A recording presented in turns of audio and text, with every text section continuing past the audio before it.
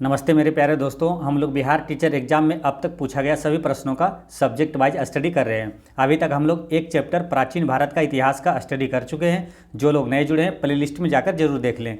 आज हम लोग मध्यकालीन भारत का इतिहास यानी मेडाइवल हिस्ट्री से पूछा गया सभी प्रश्न देखेंगे। तो चलिए शुरू करते हैं। पहला क्वेश्चन है कि बीरबल ने अपने किस गुण के कारण प्रसिद्ध था, है ना। बीरबल अपने किस गुण के कारण प्रसिद्ध था, तो ये बुद्धिमानी के कारण ये प्रसिद्ध था। अब बीरबल से यहाँ कुछ क्वेश्चन आता है, तो यहाँ पर देखेंगे बीरबल किसके दरबार में रहता था, तो अकबर के नवरत्नों में बीरबल शामिल था, यानी अकबर के दरबार में बीरबल रहता था। बीरबल का बचपन का नाम क्या था, तो महेश दास था। और एक क्वेश्चन आता है कि अकबर का संरक्षण कौन था, तो अकबर का संरक्षक था बैरम खां। और एक क्वेश्चन है कि अकबर का राजस्व मंत्री कौन था, तो अकबर का राजस्व मंत्री टोडरमल था। नेक्स्ट क्वेश्चन है कि दीन ए इलाही की स्थापना किसने की थी, तो दीन ए इलाही की स्थापना अकबर ने ही किया था। ठीक है। अब अकबर से कुछ इंपॉर्टेंट 2-4 क्वेश्चन है जो कि एग्जाम में आता है, तो आपको याद रखना है। जैसे अकबर का जन्म कब हुआ, तो 15 अक्टूबर 1542 में हुआ था। ठीक है, 15 अक्टूबर 1542 में हुआ था। और यहाँ से एक रिलेट कर लीजिए और कि एपीजे अब्दुल कलाम का जन्म 15 अक्टूबर को ही हुआ था, यानी 15 अक्टूबर 1931 में उनका जन्म हुआ था। और 15 अक्टूबर से ही विश्व साक्ष्य जो छात्र दिवस है, विश्व विद्यार्थी दिवस 15 अक्टूबर को ही मनाया जाता है। ठीक है। अब यहाँ फिर चलते हैं अकबर के बारे में। तो अकबर से क्वेश्चन आता है कि अकबर कितने वर्ष की उम्र में सम्राट बना था, तो अकबर 13 वर्ष की उम्र में सम्राट बना था। ये क्वेश्चन काफ़ी इंपॉर्टेंट है। ये सब जितने भी बताऊंगा सारे इंपॉर्टेंट है, आपको सभी याद रखना है। दीन ए इलाही की शुरुआत किसने किया था, तो अकबर ने किया था, है ना। दीन ए इलाही की स्थापना अकबर ने किया था। इबादत खाना की स्थापना अकबर ने किया था। और मनसबदारी प्रथा की शुरुआत किसने किया था, तो अकबर ने किया था। फतेहपुर सीकरी का निर्माण किसने करवाया था, तो अकबर ने करवाया था। एक बार फिर समझिए, देखिए दीन ए इलाही, इबादत खाना, मनसबदारी प्रथा और फतेहपुर सीकरी का निर्माण, ये सभी किसने किया, अकबर ने किया था। अकबर का राजस्व मंत्री का नाम क्या था, टोडरमल। अकबर का संरक्षक कौन था, बैरम खां। अच्छा, एक क्वेश्चन आता है कि कौन सा मुगल शासक अनपढ़ था, तो अकबर जो है अनपढ़ था। अकबर किस वंश का शासक था, तो अकबर मुगल वंश का शासक था। और मुगल वंश का संस्थापक कौन था, तो बाबर था। नेक्स्ट क्वेश्चन है कि खिलजी वंश का संस्थापक कौन था, तो खिलजी वंश का संस्थापक था जलालुद्दीन खिलजी, है ना। खिलजी वंश का संस्थापक जलालुद्दीन खिलजी था। अब यहाँ इस चैप्टर से कुछ इंपॉर्टेंट क्वेश्चन एग्जाम में हमेशा रिपीट होते रहता है, तो आपको याद रखना है। ऐसे देखिए, दिल्ली सल्तनत पर कितने शासकों ने, कितने राजवंशों ने शासन किया था, तो 5 राजवंशों ने दिल्ली पर सल्तनत पर शासन किया था। कौन कौन सा है, उसका क्रम से भी पूछ लिया जाता है कि पहले किसने शासन किया, उसके बाद किसने किया। तो आपको याद रखना है कि पहले जो शासन किया था वो गुलाम वंश किया था, उसके बाद खिलजी वंश किया था, उसके बाद तुगलक वंश, उसके बाद सैयद वंश, उसके बाद लोदी वंश। ये क्रम में याद रखना है। ठीक है।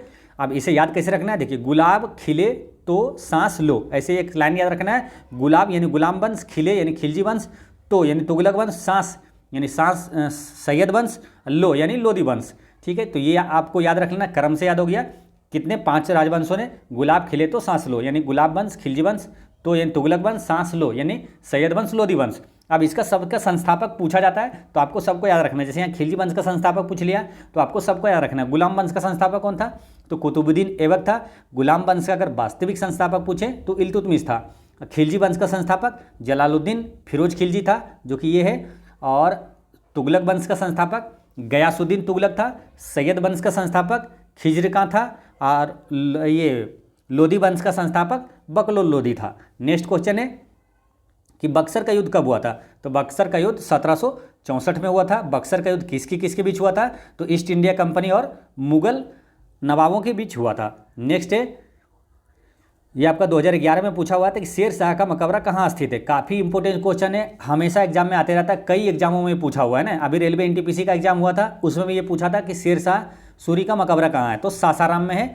ये आपको याद रखना है। शेर शाह से एक और इंपॉर्टेंट क्वेश्चन याद रखना है कि पटना को प्रांतीय राजधानी किसने बनाया था, तो शेर शाह ने बनाया था। नेक्स्ट है कि मोहम्मद गौरी की मृत्यु कब हुई थी, तो मोहम्मद गौरी की मृत्यु 1206 ईस्वी में हुआ था। ठीक है। अच्छा, मोहम्मद गौरी से आता है एक क्वेश्चन कि कुतुबुद्दीन ऐबक किसका गुलाम था, तो मोहम्मद गौरी का गुलाम था। ऐसे समझिए कि मोहम्मद गौरी का गुलाम था कुतुबुद्दीन ऐबक और कुतुबुद्दीन ऐबक का गुलाम था इल्तुतमिश, ठीक है। और एक क्वेश्चन आता है कि तराइन का जो युद्ध हुआ था वो किसके बीच हुआ था, तो यही पृथ्वीराज चौहान और मोहम्मद गौरी के बीच हुआ था, ठीक है। तराइन का प्रथम युद्ध में पृथ्वीराज चौहान विजय हुआ था और मोहम्मद गौरी की हार हुई थी, और दूसरा युद्ध में मोहम्मद गौरी विजय हुआ था, है ना। तराइन का दूसरा युद्ध जो कि 1192 में हुआ था, मोहम्मद गौरी विजय हुआ और पृथ्वीराज चौहान की हार हुई थी। नेक्स्ट है कि इल्तुतमिश दास वंश का सुल्तान कब बना था, तो ये बना था कब, 1211 ईस्वी में, ठीक है। इल्तुतमिश का कार्यकाल था 1211 से लेकर 1236 ईस्वी तक, ठीक है। ये दास वंश का यानी गुलाम वंश का ये बना था शासक, ठीक है, सुल्तान बना था। अब यहाँ पर खेल ये है कि गुलाम वंश का वास्तविक संस्थापक कौन था पूछे तो ये इल्तुतमिश था। गुलाम वंश का संस्थापक अगर पूछ ले तो कुतुबुद्दीन ऐबक था। अच्छा, इक्ता प्रणाली की शुरुआत किसने किया था, तो इल्तुतमिश ने किया था। और रजिया सुल्तान किसकी पुत्री थी, तो इल्तुतमिश की थी। नेक्स्ट है कि अलाउद्दीन ने गुजरात पर कब विजय प्राप्त किया था, तो अलाउद्दीन जो खिलजी है ये गुजरात पर विजय प्राप्त किया था कब, तो ये किया था 1297 ईस्वी में। इसका करेक्ट आंसर हो गया 3, 1297 में, ठीक है। अच्छा, अलाउद्दीन खिलजी जो है वो अपने पूरे शासनकाल में कितने प्रकार का कर लगाया था, तो 3 प्रकार का कर लगाया था, है ना, जकात, जजिया और घराई कर लगाया था। अच्छा, एक क्वेश्चन आता है इनसे इंपॉर्टेंट कि सेना को नगद वेतन देने की प्रथा किसने चलाया था, तो अलाउद्दीन खिलजी ने चलाया था। नेक्स्ट है कि पानीपत का पहली लड़ाई कब हुई थी, तो पानीपत का प्रथम युद्ध 1526 ईस्वी में हुआ था। अब ये पानीपत का मालूम तीनों युद्ध से कम 6 इंपॉर्टेंट क्वेश्चन है जो कि एग्जाम में आता है, ठीक है।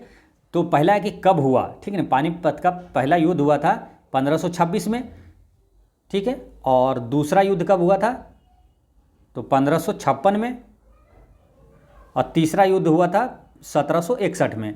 अब ये तीनों युद्ध किसके किसके बीच हुआ था ये भी क्वेश्चन पूछा जाता है, ठीक है, कई बार एग्जाम में पूछा हुआ है, तो इसलिए काफ़ी इंपॉर्टेंट है, सबको याद रखना है। पानीपत का पहला युद्ध हुआ था बाबर और इब्राहिम लोदी के बीच, जिसमें बाबर विजय हुआ था। और दूसरा युद्ध हुआ था अकबर और हेमू के बीच, और पानीपत का तीसरा युद्ध हुआ था अहमद शाह अब्दाली और मराठा के बीच हुआ था। तो ये इतने इंपॉर्टेंट चीज़ यही याद रखना कि कब हुआ और किसके किसके बीच हुआ था। नेक्स्ट है कि चैतन्य महाप्रभु का जन्म कब हुआ था, तो चैतन्य महाप्रभु का जन्म 18 फरवरी 1486 में हुआ था, है ना। चैतन्य महाप्रभु का जन्म कब हुआ था, तो 18 फरवरी 1486 में हुआ था। चैतन्य महाप्रभु का जन्म हुआ था कहाँ, तो ये पश्चिम बंगाल के हैं, है ना, पश्चिम बंगाल में इनका जन्म हुआ था, तो ये भी ध्यान रखना है। नेक्स्ट है कि आराम शाह का शासनकाल कब से कब तक माना जाता है, तो आराम शाह का शासनकाल जो है ये माना जाता है कब से कब तक, 1210 से 1211 ईस्वी तक। आराम शाह कौन था मालूम, कुतुबुद्दीन ऐबक का पुत्र था आराम शाह। नेक्स्ट है कि अकबर ने अपने पिता हुमायूं का मकबरा कहाँ बनवाया, तो हुमायूं का मकबरा कहाँ था, तो हुमायूं का मकबरा था दिल्ली में, है ना। इसका आंसर हो जाता है दिल्ली। हुमायूं का दिल बड़ा है, ऐसे याद रख लेना है, हुमायूं का दिल बड़ा है, यानी कि हुमायूं का मकबरा दिल्ली में है। और अकबर का मकबरा कहाँ है, तो वो सिकंदरा में है ना, आगरा के निकट है सिकंदरा, वहीं पर अकबर का मकबरा है। नेक्स्ट क्वेश्चन है कि शिवाजी को युद्ध कला में निपुण किसने बनाया था, तो इसका बनाया था दादा कोंडदेव ने। शिवाजी को युद्ध कला में निपुण दादा कोंडदेव ने बनाया था। अगर क्वेश्चन पूछ ले कि शिवाजी के गुरु कौन था, तो दादा कोंडदेव नहीं था, यानी इसके दादाजी थे। और शिवाजी के अगर पूछे कि आध्यात्मिक गुरु कौन थे, यानी धार्मिक गुरु कौन थे, तो रामदास थे। तो ये ध्यान रखना है। देखिए आध्यात्मिक ये आ जाए, आध्यात्मिक यानी भगवान से रिलेटेड हो गया, तो उसका नाम भी है रामदेव, रामदास, है ना। आध्यात्मिक गुरु पूछे तो गुरु रामदास था। नेक्स्ट है कि गुरु गोविंद सिंह सिखों के कौन से गुरु थे, तो ये 10वें गुरु थे, है ना, गुरु गोविंद सिंह और गुरु नानक देव से। यहाँ से दो क्वेश्चन इंपॉर्टेंट एग्जाम में आता है हमेशा, ठीक है। तो आपको याद रखना है, जैसे पहला है कि ये तो 10वें गुरु है, और एक आता है कि गुरु गोविंद सिंह का जन्म कहाँ हुआ, तो ये ध्यान रखना है, पटना साहिब में हुआ था, है ना। पटना साहिब में होता कब हुआ था, 1666 ईस्वी में हुआ था, 1666, ठीक है, ये हो गया। और गुरु नानक देव के बारे में बात करते हैं, तो सिख धर्म का संस्थापक कौन था, तो गुरु नानक देव था। गुरु नानक देव का जन्म कब हुआ था, 1469 ईस्वी में हुआ था। और इनका जन्म कहाँ हुआ था, तो ननकाना साहिब में हुआ था, जो कि पाकिस्तान में है ना। तलवंडी भी बोला जाता है कभी, या तो ननकाना साहिब उसका नाम हो गया। तो गुरु नानक का जन्म कहाँ हुआ था, तलवंडी, ननकाना साहिब, पाकिस्तान में। नेक्स्ट है अकबर द्वारा अपनाई गई सुलह ए कुल की अवधारणा निम्नलिखित में से किस पर आधारित थी, तो इसका करेक्ट आंसर है धार्मिक सहनशीलता पर आधारित थी, है ना। अकबर द्वारा अपनाई गई सुलह ए कुल की अवधारणा किस पर आधारित थी, तो धार्मिक सहनशीलता पर आधारित थी। नेक्स्ट है कि भक्ति आंदोलन का प्रारंभ किया गया था, तो भक्ति आंदोलन का प्रारंभ किया गया था तो अलवर संतों द्वारा किया गया था, है ना। इसका करेक्ट आंसर है एक, अलवर संतों द्वारा। देखिए भक्ति आंदोलन की शुरुआत वैष्णव संत जिसे अलवर कहा गया और शैव संत जिसे नैनार कहा गया, तो इस दोनों ने प्रारंभ किया था ना, वैष्णव संतों ने और शैव संतों ने, यानी कि अलवरों ने और नैनारों ने भक्ति आंदोलन की शुरुआत किया था। नेक्स्ट है कि चैतन्य महाप्रभु किस संप्रदाय से संबंधित है, तो ये है वैष्णव संप्रदाय से संबंधित है। चैतन्य महाप्रभु का जन्म कब हुआ था, तो 1486 में हुआ था, पश्चिम बंगाल में हुआ था।